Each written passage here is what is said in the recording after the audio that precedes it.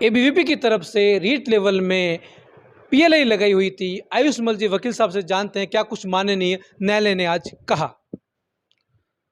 आज माननीय न्यायालय के समक्ष जो पीआईएल लगी थी जी उसमें जो पहले के आदेश थे उसमें न्यायालय के समक्ष एसओजी ने तथ्यात्मक रिपोर्ट को पेश किया। उस तथ्यात्मक रिपोर्ट में एसओजी ने ये बताया कि हमने चालान पेश कर दिया है आरोपियों के खिलाफ और एक अनादर चार्जशीट 173(8) में भी पेश कर दी है।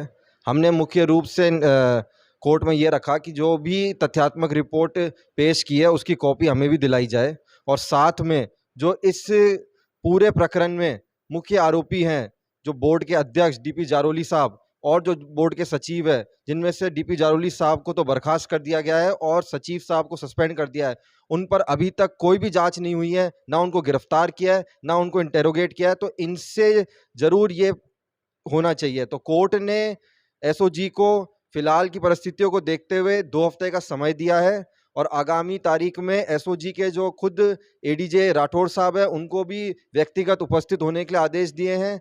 आज जो हिमांशु जी आए थे उनको भी वापस उपस्थित होने के आदेश दिए हैं और निष्पक्षता से जांच करने के आदेश दिए हैं कि किसी के भी अभाव में आकर, चाहे कोई राजनीतिक संरक्षण हो, राजनीतिक दबाव हो, आपको इस चीज को एकदम निष्पक्ष होकर इसमें जांच करनी होगी।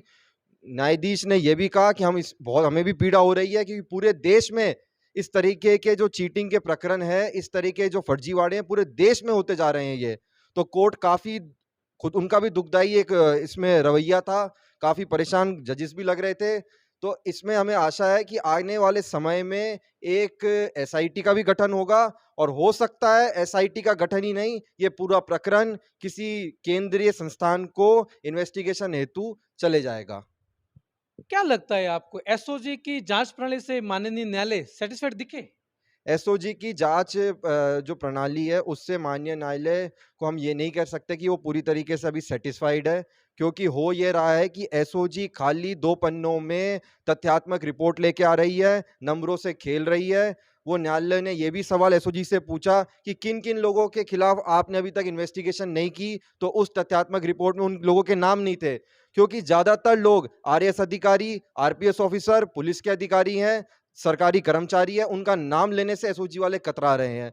आज ये कोर्ट के समक्ष भी आया कि एसओजी जो भी सरकारी कर्मचारी हैं, जो नेतागण हैं, उनके खिलाफ जांच करने में विफल हो रही है। इसीलिए कोर्ट ने उनको सख्त रवैया दिखाते हुए 2 हफ्ते का समय दिया है और पूरी जांच की, पूरी आज तक की पूरी फाइल, सारे कागजात एसओजी ने कोर्ट के समक्ष पेश करने के लिए कहा है।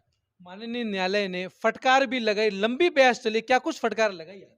माननीय न्यायालय ने सबसे पहले तो ये फटकार लगाई कि जब उन्होंने रिपोर्ट पेश की तो रिपोर्ट में ये लिखा हुआ था, नीचे की लाइन में जो लास्ट की 2 लाइन है उसमें ये लिखा हुआ था कि हम कोर्ट के डायरेक्शन से काम कर रहे हैं। तो न्यायालय इसमें भी इन्होंने ये दिखाया कि कोर्ट कोई डायरेक्शन नहीं दे रहा इन्वेस्टिगेशन में, क्योंकि एसओजी एक इंडिपेंडेंट ऑर्गेनाइजेशन है। कोर्ट ने ये कहा है कि हम इसको सुपरवाइज कर रहे हैं, हम पूरे इस प्रकरण को अपने नजरिए से देख रहे हैं।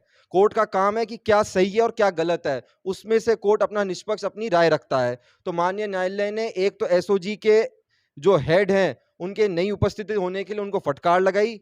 उन लोगों ने जो प्रक्रिया में जो एक लेट लतीफी दिखा रहे हैं उसके लिए उनको फटकार लगाई और ये कहा है कि निष्पक्ष तरीके से बिना राजनीतिक आबू हवा में आप इसमें जांच करिए और पूरी जांच की संपूर्ण प्रकरण की फाइल कोर्ट के समक्ष रखे।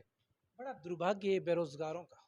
राजस्थान में एसओजी जांच तो कर रही है, लेकिन दूसरी तरफ डीपी जारोले का वो बयान आज भी हर बेरोजगार के मुंह से निकल रहा है कि राजनीतिक संरक्षण में पेपर आउट हुआ। तो फिर डीपी जारोली को अभी तक गिरफ्तार क्यों नहीं किया गया? और अभी कुछ दिन पहले ही जेएनयू के एग्जाम में डीपी जारोली वह एग्जाम लेने गए थे और वहां के अधिकारियों को, सरकार के प्रशासन को पता ही नहीं कि डीपी जारोली यहाँ पर आए हैं। और जब राजनीतिक संरक्षण की बात कही गई है, तो फिर क्या सरकार का इसमें कुछ हाथ है या फिर सरकार इसी तरीके से बेरोजगारों के साथ में करती रहेगी?